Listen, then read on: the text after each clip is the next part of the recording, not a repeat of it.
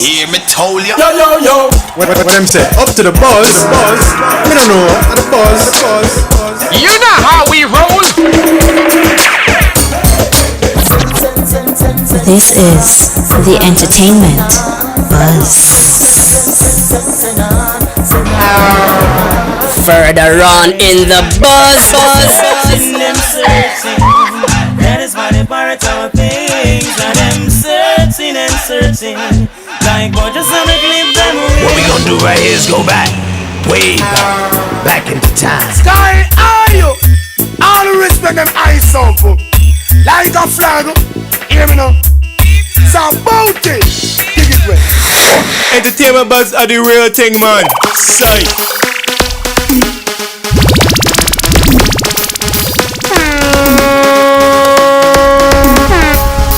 And now, our feature presentation. Yes, sir. We want to say a very special welcome to the EBUZZ. I'm DJ Bones. And I'm Kishima Francis. Also want to say good night to our listeners, those of you who are listening right around the globe. Remember that the RFM mobile app is free. So just download it and listen. Yeah. We'd like you to feel free to follow us on our social media pages at this particular point in time. Follow us on Instagram, IRIFM_JA, Twitter, IRI_FM, and Facebook at IRIFM. We had to kind of pivot with the show tonight because of the passing of Kingsley Cooper. Yes. The CEO and founder of Pulse. Boy, we do have a special tribute to him, and we'll be talking about him, but it's really is a surprise also. But a man who has done a lot for this country in terms of development and investments, especially in the area of modeling and real estate and overall, and a great attorney too. And not just the country, but has also changed many lives through the opportunities that he provided. We're going to talk about Kingsley later on in the show. But of course, we also have a bunch of great people. We have a couple of events coming up that we're going to be talking about also. Later on, we're going to be talking to Tommy Cowan, Dr. Lennie Littlewhite, and our friend Copeland Forbes about Kingsley Cooper. Music artist is that 4Tunat? Have you ever heard any of it? 4Tunat. And I hope I got this one. Nhance? Nhance. Well, it's just like 4Tunat and Nhance. And of course, Delomar from RDX, who is here already, professional. Can we come see him? So that is awesome. Yes. So we got a bunch of things happening. I think one of the most trending things that are happening right now, Kish, in terms of what's in the news, is the whole Vybz Kartel's case in terms of getting a retrial, or will they release him and his co-accused? So and that new date is for July 31. Yeah. Did you think that after 6 days of hearing arguments that there still would not be a conclusion in terms of the direction? Yes, I thought it would have been finalized. One of the things that I was concerned about, there has to be there is a humanitarian side that he's ill.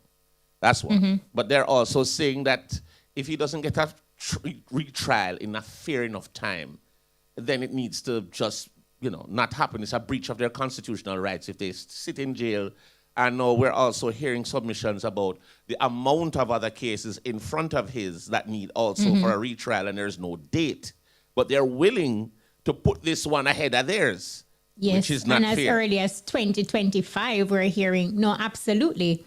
That's not fair. That's not fair. One of the things that also I'm hearing is also that they are looking to, they're saying that if they can't find the witnesses who were testifying in the previous trial, then they are not going to submit it for a retrial. So a couple of things that may work in his favor, we don't know. But to me, they've been in there a long time already. I mean, yes, it's a murder, and justice is justice, but we have to look at the legality of it. And also, there is a family who is saying that justice was served. I know this is almost like rehashing, giving them an opportunity to relive, what is horrific for them. Also, in the same breath, what I wanted to point out, Bones, his lawyer, Isaac Buchanan, he after court on day 6, he was just saying that between the defense and the prosecution, like they have submitted like a lot of documents, a lot of paperwork that the judge will have to go through before making a decision. So he was alluding to the fact that because of the amount of paperwork that they have to go through, that is why, right, we will not get right. I think I did any hear him decision. say. I did hear him say that they were inundated with a lot of information that his side, both sides yes. put to them. My thing is this, these things. No, the people are still in jail, and they're going to have to wait. I just don't understand. I don't know if a situation with bail or they're not going to do that. Obviously, they're not going to do that. They're going to just wait till July and. It's either a retrial or they have to let them go because a couple of things. One, if they don't have the witnesses, because this is a 13-year-old trial now, it's going to be 13 years ago, and of course the data analysis person for the defense has passed. Yes, and that is there's also a handwriting expert. Yes, that passed away. Right. So they did highlight these crucial points. And it's also going to cost us in the case. Taxpayers, yes, that came up as well. And the appellants also they were squealing, saying that look, a retrial would be an expensive venture for them. Cartel in his affidavit pointed out that it will be difficult for his 17 dependents. So let's see what happens, because you do also have people on the outside looking in saying that, these are not solid enough points to say not, bring a retrial. But I know one of the issues that is of main concern, a major concern, is the issue of human rights. Exactly. And a breach of their constitutional rights. So those were two key things that came up. I think there's a lot of points there where the retrial will be a challenge. I know that on the prosecution side, or the law or the state, is going to try their best to bring a retrial because they're going to say it's in the name of justice, especially from the DPP's office and so on. When you look at the moving parts of this whole thing, and this is just a personal standpoint, I just don't see it viable. I don't see it viable to do a retrial because of the expense, the time that they would have to wait, the amount of cases that are ahead of them, and on top of that, the man he could die in jail. So I just don't, I'm just looking at all those little moving parts. But let us see what happens. And what pans out. Well, July. In July, which is a few days away from now. About 3 True. weeks. Yeah, so let us see. But still a long wait. And also, in our hot topics, the Recording Academy, the Grammys, they posted entertainers Taurus Riley, Samri I, Lila Ike, Romain Virgo. And, basically they're saying that these are some of the artists that are helping to shape reggae today. So, yeah, kudos, of course. I think I'm leaving somebody out.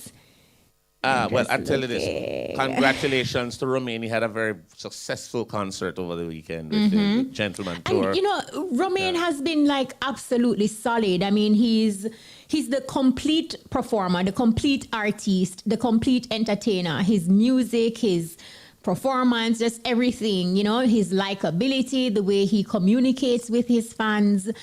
A lot of entertainers could take a few pages from his book. I want to also big up the promoters at that event, because let me tell you, obviously there was no expense spared, because the production with all the different legs of the show, because there was a leg in Montego Bay, there was a leg in Lover's Leap, I think in St. Elizabeth, I think there was even a leg in the States, and now there's a leg here. So I'm just saying that the production from the one I went to in Montego Bay was just exceptional, and on top of that, he had his friends gracing him on stage.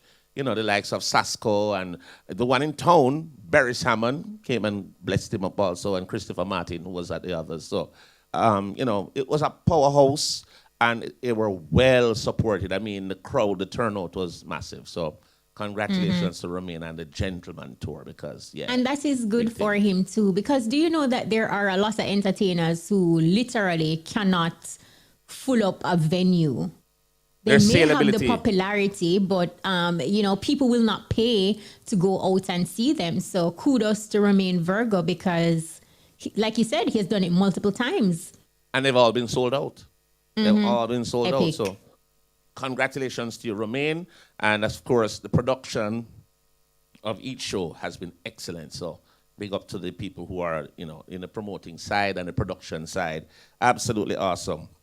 We have a couple of shows that come up, and we're going to be talking to a couple of them. But Kingsley Cooper is really, the man of the moment. Really surprised when I just woke up early morning and I saw it all over social media that he had passed.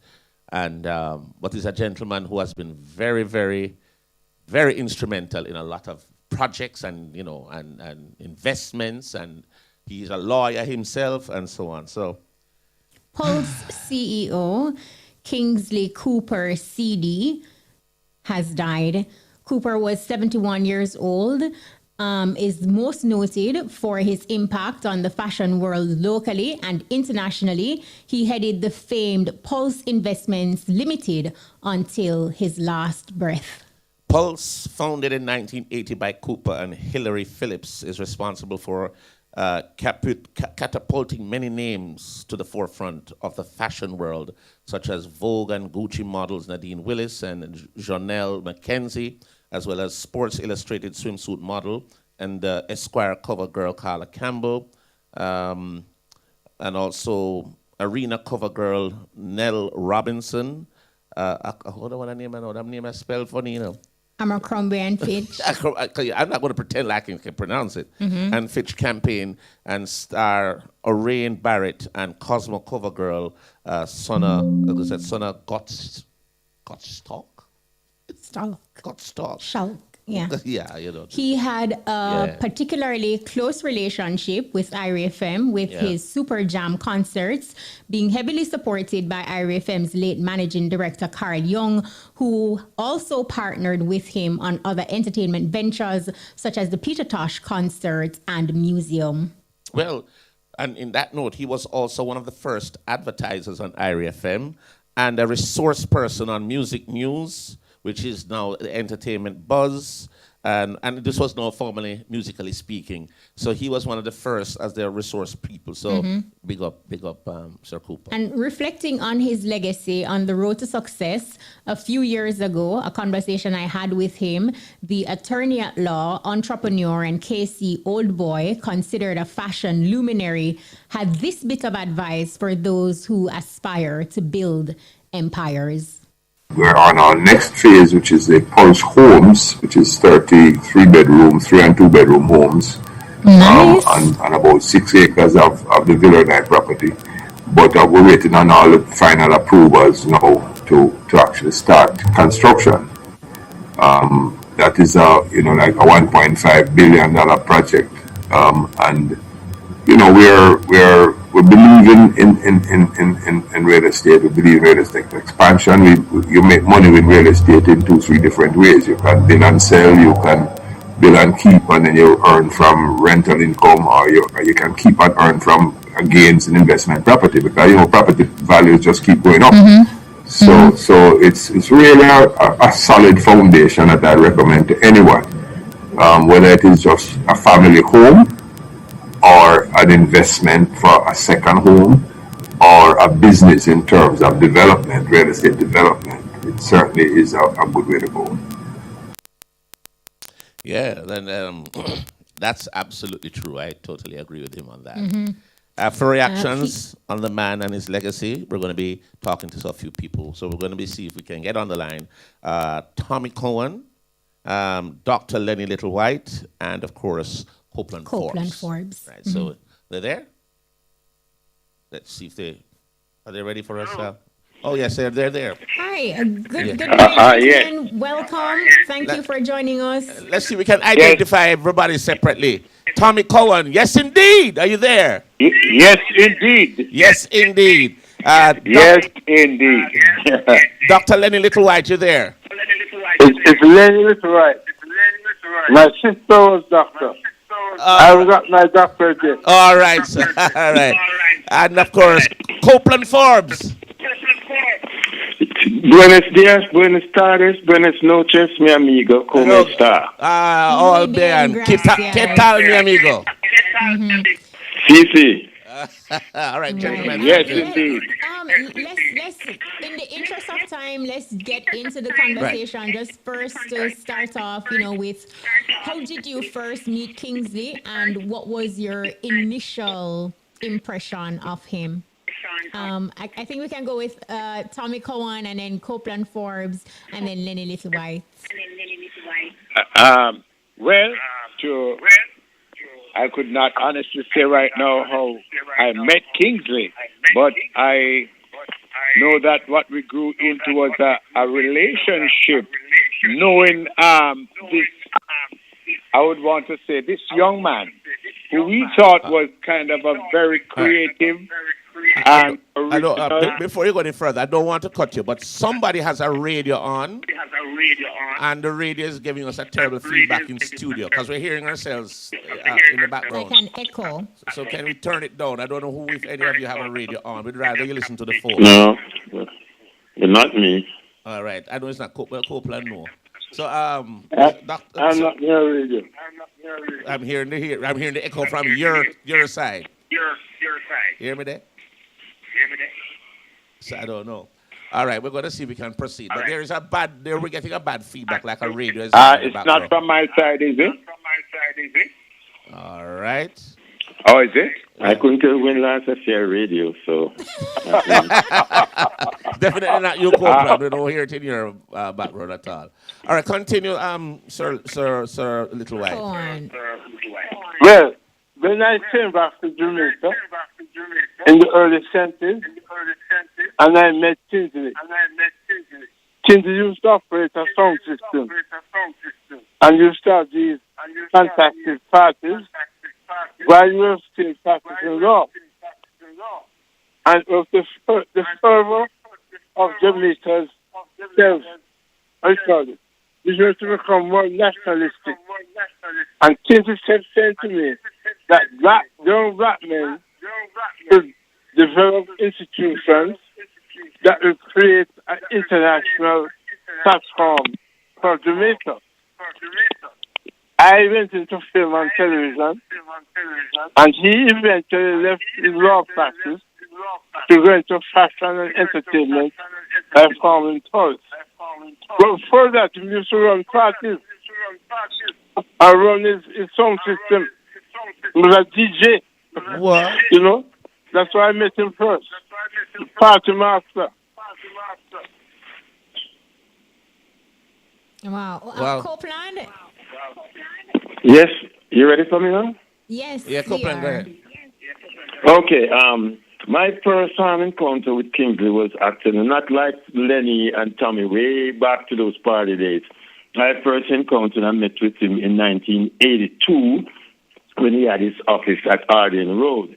And then he approached me and said that he wants to get involved in putting on concerts and high-profile concerts. So his first thing was the Reggae Super Jam concert he did in 1982 at the National Arena. I think the Steve Pulse, the Scatterlights, a whole bunch of people, and it was very successful. Then in 1983 now, me and him was driving down Trafalgar Road. There was a lot of bush and trees used to be on Trafalgar Road. And we saw this place on Trafalgar Road. We looked at it and he said, do you think this place could develop into a complex? That same place where I said, no, this looks like bush. And we went inside and we started to look around. And then he said, well, it can be something good, which turns out to be 38A Trafalgar Road, where he's at now. So that year now, 83 now, is when he said, okay, he's going to do another Super Jam concert and then turn it into a staple event. And that one would be headlined by Peter Tosh. Now, he had a great interest in Peter Tosh, and his music and so many things about the music. So we started then, and that show became the last show in Peter Tosh's career on the planet Earth before his demise, titled Reggae Super Jam. And I can tell you, Kingsley has a gold mine because he was the only one authorized to record and film the show, an high-profile film, and he has it waiting for the right moment to be out on the road. And I did the filming.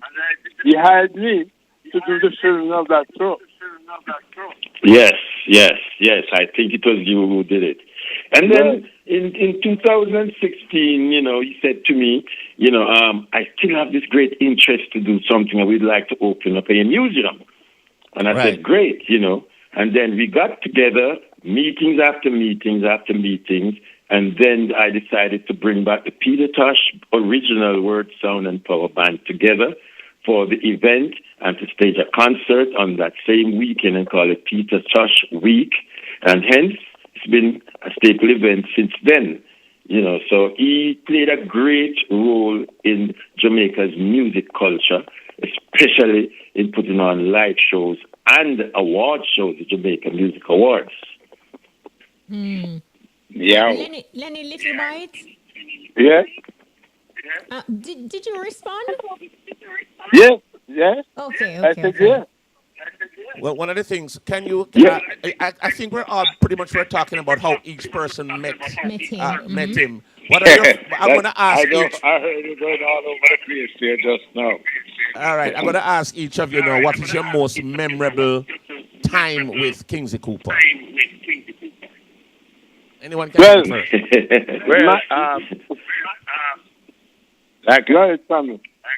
All right. I want to say that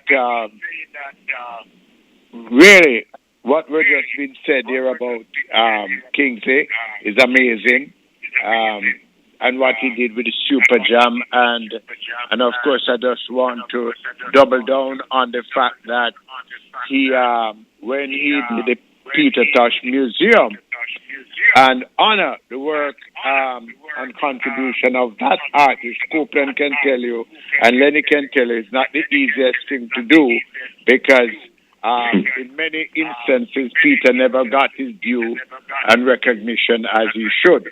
However, one of my most memorable things with him was the fact one night when we had Dennis Brown on, and Dennis Brown, we took this night. The show was actually not at the indoors arena, National Arena. This was actually in the yard at Forest. And what happened when Dennis Brown started? He turned a show into what we call into a dance, because everybody started dancing, and this was quite a memorable show for me. However, I have to say this because I can't stay with you all too long. That my most outstanding thing for Kingsley Cooper is the fact that he's able to recognize potential in people, and what we have seen him done over and over the years through fashion and through Jamaican talent. And, he's just one of a kind. I know we can stay all night and talk about what he has done in infrastructure, in investment, and but one of the outstanding things for me was when he took a model, when he took the lady called Nadine Willis. Nadine Willis, yeah. Yes, and made her into that superstar.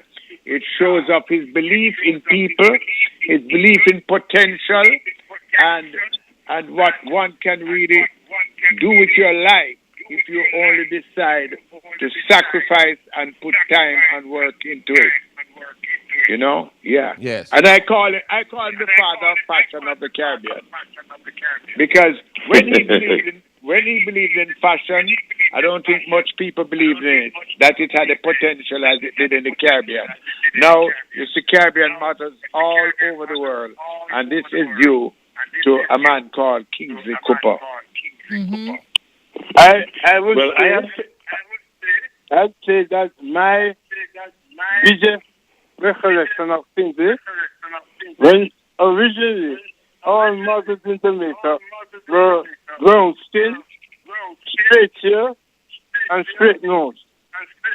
And Kinsey said she wanted to revolutionize the modern industry by giving young, black, African-looking Jamaicans a chance to become models. That had never happened before.